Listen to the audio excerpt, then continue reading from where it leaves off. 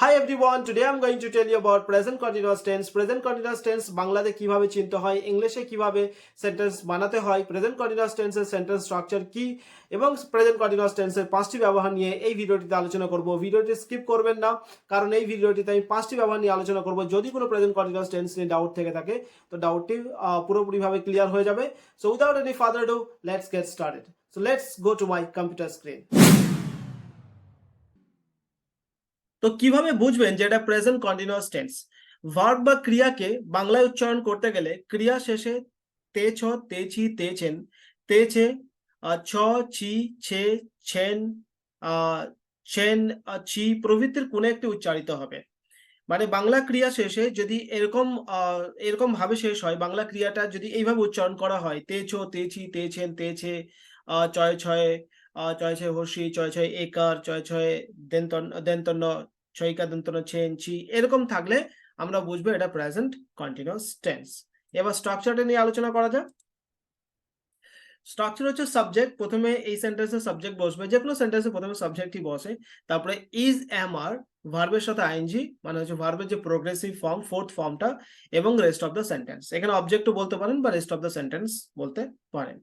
তো ইজ আমারটা এখানে ফিক্সড, যে সাবজেক্টের সঙ্গে ইজ আমারটা থাকবেই। ইজ আমারটা কিরকম ভাবে ব্যবহৃত হবে সেটা আমি আলোচনা করছি। ইজ আমার এটা সাবজেক্টের নাম্বার এন্ড পার্সন অনুযায়ী এগ্রি করবে, যে সাবজেক্টের নাম্বার এন্ড পার্সন কি আছে সেটার অনুযায়ী ডিপেন্ড করে ইজ বসাতে হবে, নাহলে এম বসাতে হবে, নাহলে আর বসাতে হবে। এবং ভার্বের সাথে আইএনজি, আইএনজিটাও কিন্তু ফিক্সড। তো এবার দেখে নেওয়া যাক এম কোথায় ব্যবহার করব, ইজ কোথায় ব্যবহার করব, এবং আর কোথায় ব্যবহার করব। এম ব্যবহার করতে গেলে আপনার সাবজেক্ট হতে হবে আই, তো আই এর সাথে যাবে এম, এটা ফিক্সড। তারপরে আপনার যদি কোনো সিঙ্গুলার ভার্ব থাকে, সিঙ্গুলার ভার্বের ক্ষেত্রে আমরা ইউজ করব, থার্ড পারসন সিঙ্গুলার ভার্বের ক্ষেত্রে আমরা ইউজ করব ইজ। ওকে, যেমন example he, she, Ram, any name, any third person singular number, সেক্ষেত্রে আমরা ইজ ব্যবহার করব। এবং আর কোথায় ব্যবহার করব? আর ব্যবহার করতে গেলে সাবজেক্টকে প্লুরাল হতে হবে। তো প্লুরাল সাবজেক্টের ক্ষেত্রে আমরা তার এক্সাম্পল যেমন হচ্ছে দে, উই, এরকম ধরনের সাবজেক্ট যদি থাকে তাহলে আমরা কিন্তু আর ব্যবহার করব। ওকে, নাও আমরা সিনারি অনুযায়ী বা ব্যবহার অনুযায়ী আমরা দেখে নিই যে কোথায় কোথায় আমরা বা কোন কোন জায়গাতে আমরা প্রেজেন্ট কন্টিনিউয়াস টেন্স ব্যবহার করব। আমি এই ভিডিওটিতে 5টা ব্যবহারের কথা বলবো, প্রেজেন্ট কন্টিনিউয়াস টেন্সের 5টা ব্যবহারের কথা বলবো। এটা তার প্রথম ব্যবহার, অ্যাকশনস হ্যাপেনিং নাও। তার মানে হচ্ছে যে ঘটনাটা এখন এই মুহূর্তে ঘটছে, সেই ঘটনার ক্ষেত্রে বা সেই অ্যাকশনের ক্ষেত্রে আমরা প্রেজেন্ট কন্টিনিউয়াস টেন্স ব্যবহার করব। যেমন ধরুন আমি এখন পড়াচ্ছি বা আমি একটা জিনিস বা প্রেজেন্ট কন্টিনিউয়াস টেন্সে বোঝাচ্ছি, তো এইটা যদি আমি কাউকে বলতে যাই, এই অ্যাকশনটা কাউকে যদি বর্ণনা করতে যাই, তাহলেও আমাকে কিন্তু প্রেজেন্ট কন্টিনিউয়াস টেন্সের মাধ্যমেই বলতে হবে। সো আমি কি বলবো? I am teaching now, I am teaching now. তো ওয়ান বাই ওয়ান দেখে নেওয়া যাক সেন্টেন্স গুলো। তারা একটি সিনেমা দেখছে। তো এটা একটা কন্টিনিউয়াস টেন্সের, প্রেজেন্ট কন্টিনিউয়াস টেন্সের সেন্টেন্স। তারা একটা সিনেমা দেখছে, এই সেন্টেন্সের সাবজেক্ট কি আপনাকে বুঝতে হবে, সাবজেক্ট কোনটা। তো সাবজেক্ট হচ্ছে তারা, আর একটি সিনেমা এটা হচ্ছে অবজেক্ট।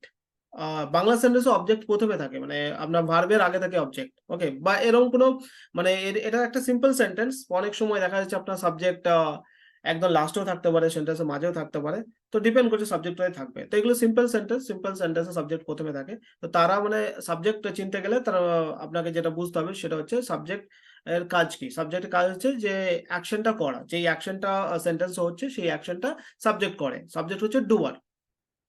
তো তারা এখানে সাবজেক্ট, তারা কাজটা করছে, তারা একটি সিনেমা দেখছে, একটি সিনেমা হচ্ছে অবজেক্ট আর দেখছে হচ্ছে ভার্ব। ওকে, এবার আমরা সেন্টেন্স স্ট্রাকচার অনুযায়ী সাজিয়ে নেবো, যেরকম আমরা সেন্টেন্স স্ট্রাকচার পড়েছিলাম, যে সাবজেক্ট, তারপরে ইজ এম আর এর মধ্যে থেকে একটা বসবে, ভার্বের সাথে আইএনজি, মানে যে ভার্বটা হবে তার সাথে আইএনজি যোগ হবে, এবং তারপর অবজেক্ট বা রেস্ট অফ দ্য সেন্টেন্স বসবে। ওকে, সো এটার ইংলিশ, তারা একটা সিনেমা দেখছে, এটার ইংলিশ হবে they are watching a movie, they are watching a movie. Okay, next example দেখে নিই। আমি খাচ্ছি, আই অ্যাম ইটিং, আমি খাচ্ছি, আই অ্যাম ইটিং। দেখুন এই সেন্টেন্সের কোনো অবজেক্ট কিন্তু নেই, সব সেন্টেন্সে অবজেক্ট থাকবে এমন কোনো কথা নেই, এমন কোনো মানে নেই। আই অ্যাম ইটিং, তো এখানে আই হচ্ছে সাবজেক্ট, অ্যাম হচ্ছে auxiliary verb, is M R এর মধ্যে থেকে একটা এসেছে, এবং গেটটা ভার্ব, এবং এটার সাথে আইএনজি যোগ করে দেওয়া হয়েছে। So I am eating. তিনি একটি বই পড়ছেন, she is reading a book, she is reading a book. Next হচ্ছে সে পিয়ানো বাজাচ্ছে, সে পিয়ানো বাজাচ্ছে, এটার ইংলিশ হবে he is playing the piano, he is playing the piano. আমরা পার্কে বেড়াচ্ছি, we are walking in the park, we are walking in the park. বিড়ালটি সোফায় ঘুমাচ্ছে, বিড়ালটি সোফায় ঘুমাচ্ছে। The cat is sleeping on the couch. John তার গাড়ি ঠিক করছেন। John is fixing his car. John is fixing his car. বাইরে বৃষ্টি পড়ছে। It is raining outside. It is raining outside. Next ব্যবহারের আসছে। নেক্সট ব্যবহার হচ্ছে যে টেম্পোরারি অ্যাকশনস। যখন আমরা কোনো টেম্পোরারি অ্যাকশনস বা অস্থায়ী অ্যাকশনস বা অস্থায়ী ক্রিয়ার কথা বলবো, যেগুলো টেম্পোরারি জিনিস, যেই জিনিসগুলো আমরা করি টেম্পোরারি বেসিসে, মানে কিছুক্ষণের জন্য করি, তখন কিন্তু প্রেজেন্ট কন্টিনিউয়াস টেন্স আমরা ব্যবহার করব। তো প্রেজেন্ট কন্টিনিউয়াস টেন্স মানে শুধুমাত্র এটা না যে এখনই যেটা হচ্ছে সেটাই শুধু প্রেজেন্ট কন্টিনিউয়াস টেন্স দিয়ে বলা যায়, এটা না। যে কোনো অস্থায়ী ক্রিয়া বা যেই ঘটনার যেই অ্যাকশনগুলো আমরা টেম্পোরারি বেসিসে করে থাকি, সেগুলোর জন্য কিন্তু প্রেজেন্ট কন্টিনিউয়াস টেন্স ইউজ করা যায়। এক্সাম্পল, আমি এই সপ্তাহে আমার বন্ধুর বাড়িতে থাকছি। আমি এই সপ্তাহে আমার বন্ধুর বাড়িতে থাকছি। তো এখানে সাবজেক্ট কোনটা? এখানে সাবজেক্ট হচ্ছে আমি। ওকে, থাকছি এটা হচ্ছে ভার্ব। তো সেন্টেন্সটা দেখে নেওয়া যাক। So I am staying at my friend's house this weekend. I'm staying at my friend's house this weekend. তিনি তার আগামী ভ্রমণের জন্য ইংলিশ শিখছেন। He is learning English for his upcoming trip. He is learning English for his upcoming trip. সংস্থাটি কিছু সপ্তাহের জন্য একটি নতুন সফটওয়্যার সিস্টেম পরীক্ষা করছে। তো এটা একটা বড় সেন্টেন্স। সংস্থাটি এখানে হচ্ছে সাবজেক্ট। ওকে, আর পরীক্ষা করছে এটা হচ্ছে ভার্ব। তো সেন্টেন্সটা দেখে নেওয়া যাক। The company is testing a new software system for a few weeks. তো এই সেন্টেন্সটা একটু বড় সেন্টেন্স। তো এখানে দেখুন সংস্থাটির পরে যেই কথাটা এসছে, যেই ওয়ার্ডটা এসছে, সেটা যেই ওয়ার্ডগুলো এসছে সেটা হচ্ছে কিছু সপ্তাহের জন্য। তো কিছু সপ্তাহের জন্য এটা একটা টাইম ফ্রেজ। তো টাইম ফ্রেজটা সেন্টেন্সে সবসময় লাস্টে বসে। লাস্টে কিংবা প্রথমে বসাতে পারেন। তো এক্ষেত্রে আমি লাস্টে বসাচ্ছি। The company is testing a new software system for a weeks. Okay, next, আমি একটি মাসের জন্য একটি বিশেষ ডায়েট পালন করছি। তাহলে এখানে সাবজেক্ট কি? আমি। আর একটি মাসের জন্য এটা একদম সেন্টেন্সের লাস্টে বসবে। এটা যেহেতু টাইম ফ্রেজ, লাস্টে বসবে। এবং ডায়েট পালন করছি, এই যে ডায়েট, ডায়েট পালন করা, এই পালন করাটা হচ্ছে এখানে ভার্ব, আর ডায়েটটা হচ্ছে এখানে অবজেক্ট। তো সেন্টেন্সটা দেখে নেওয়া যাক। I am following a special diet for a month. I am following a special diet for a month. তাদের নতুন বাড়ি প্রস্তুত না হওয়া পর্যন্ত তারা একটি অ্যাপার্টমেন্ট ভাড়া করছে। তাদের নতুন বাড়ি প্রস্তুত না হওয়া পর্যন্ত তারা একটি অ্যাপার্টমেন্ট ভাড়া করছে। এখানে দেখুন দুটো সেন্টেন্স আছে, একটা প্রেজেন্ট ইনডেফিনিট টেন্স দিয়ে বলবো এবং একটা প্রেজেন্ট কন্টিনিউয়াস টেন্স দিয়ে বলবো। তো তারা একটি অ্যাপার্টমেন্ট ভাড়া করছে, এটা একটা টেম্পোরারি অ্যাকশন। তো এই অ্যাকশনটার জন্য আমরা ইউজ করবো প্রেজেন্ট কন্টিনিউয়াস টেন্স। তো এখানে তারা হচ্ছে সাবজেক্ট, একটি অ্যাপার্টমেন্ট এটা হচ্ছে আপনার অবজেক্ট, আর ভাড়া করা এটা হচ্ছে আপনার ভার্ব। তো দেখে নেওয়া যাক কিভাবে করছি। আর আগে যে সেন্টেন্সটা, তাদের নতুন বাড়ি প্রস্তুত না হওয়া পর্যন্ত, পর্যন্ত ইংলিশ হচ্ছে আপনার আনটিল। ওকে, আর এটা আমরা বি ভার্ব দিয়ে করব, ইজ ইউজ করব এই সেন্টেন্সটার সাথে, ইজ বি ভার্ব ইউজ করব। এটা প্রেজেন্ট ইনডেফিনিট টেন্স দিয়ে এটা ব্যবহার করে সেন্টেন্সটা বানাবো। ওকে, সো দেখে নেওয়া যাক। দে আর রেন্টিং, এখানে একটা অ্যাপোস্ট্রফি, দে এর পর অ্যাপোস্ট্রফি এস, তারপর আপনার আর ই লেখা আছে, এটা সংক্ষেপে লেখা আছে।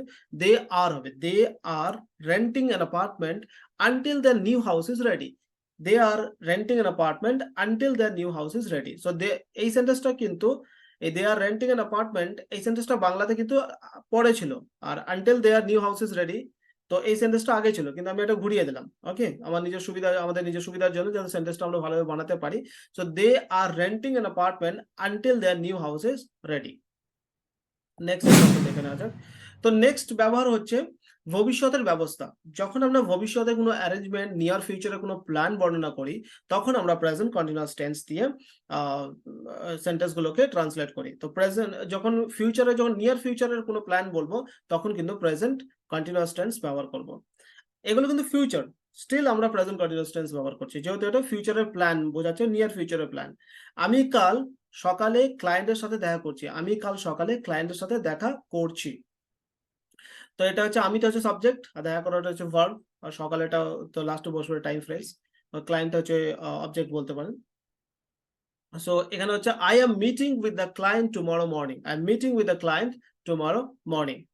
নেক্সট, তারা আগামী সপ্তাহে প্লেনে নিউ ইয়র্ক যাচ্ছে। তারা আগামী সপ্তাহে প্লেনে নিউ ইয়র্ক যাচ্ছে। তো প্লেনে যাওয়া মানে হচ্ছে ফ্লাই করা। তো ফ্লাই এখানে ভার্ব হবে, তারা হচ্ছে এখানে হচ্ছে subject.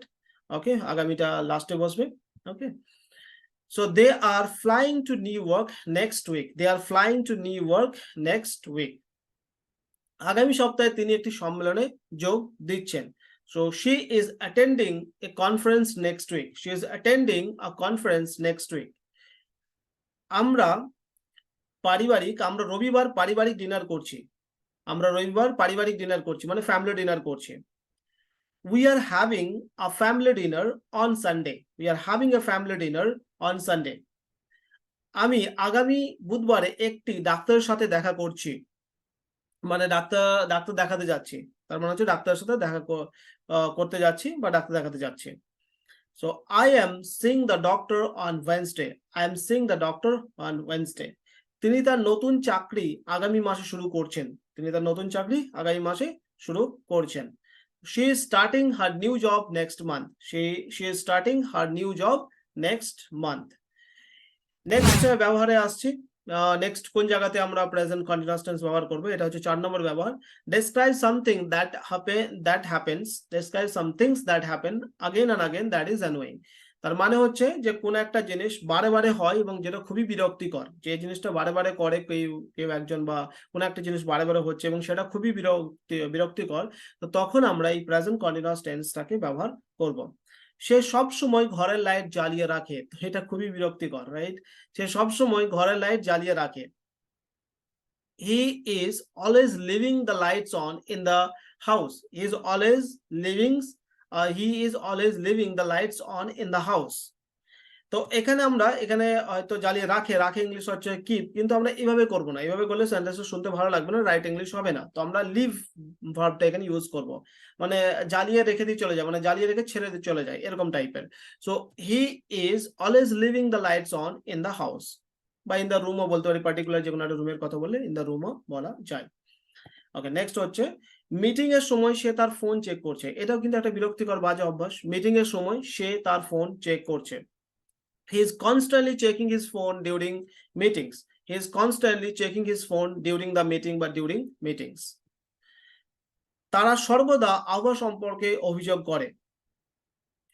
They are always complaining about the weather. They are always complaining about the weather. সে সব সময় ক্লাসে অন্যদের বাধা দিচ্ছে। He is continually interrupting others in the class. He is continually interrupting others in the class.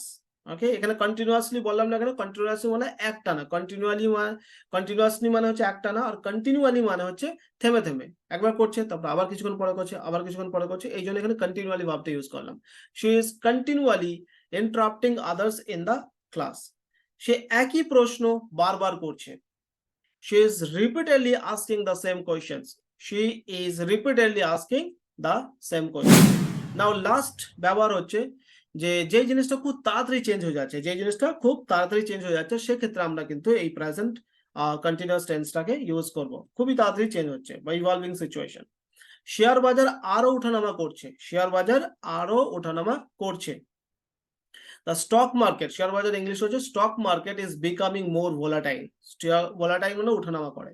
The stock market is becoming more volatile. আমাদের শহরটি দ্রুত বাড়ছে। Our city is growing rapidly. Our city is growing rapidly. বৈশ্বিক তাপমাত্রা মানে হচ্ছে global warming এর কারণে বা বৈশ্বিক তাপমাত্রার কারণে জলবায়ু পরিবর্তন হচ্ছে। The climate is changing due to global warming. Due to মানে কারণে, due to global warming. The climate is changing due to global warming. অস্ত্রোপচারের পর তার স্বাস্থ্যের উন্নতি হচ্ছে। His health is improving after the surgery. His health is improving after the surgery. প্রযুক্তি industry সর্বদা পরিবর্তন হচ্ছে। প্রযুক্তি ইন্ডাস্ট্রি মানে আইটি ইন্ডাস্ট্রি। তো প্রযুক্তি ইন্ডাস্ট্রি সর্বদা পরিবর্তন হচ্ছে। The technology industry is constantly evolving. The technology industry is constantly evolving. So thank you so much. I hope that you liked my video. If you like it, so subscribe to my channel and share it with your friends. Thank you.